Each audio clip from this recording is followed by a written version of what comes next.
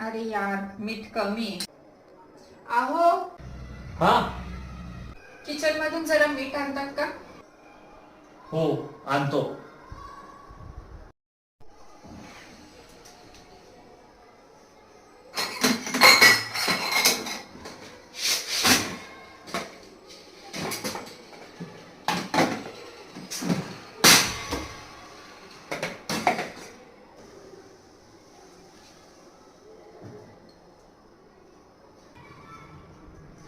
अगं मीठ नाही भेटत आहे.